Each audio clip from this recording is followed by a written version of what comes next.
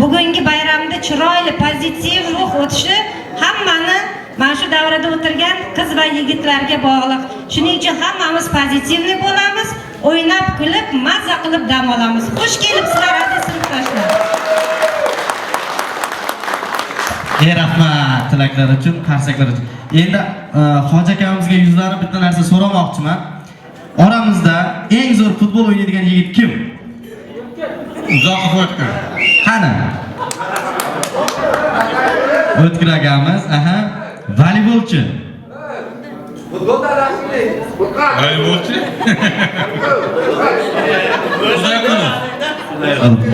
Sinfda o'tirganimizda, darsda, nima deydi? Lineykada o'tirgan paytlarimizda kim qizlarning sochini ko'p tortardi? Adhamqulov. Qani, bir qarsak chalib qo'yaylik shu yigitlarimizga. Endi davrani tark etmagan holatda barchalaringizni raqsga taklif qilsak, sizlar uchun sho'x-sho'x qo'shiqlar bo'ladi va bundan keyingi so'zga chiqqan insonlarda hammamizni bittama-bitta shartga chaqiramiz, o'yin kulgu.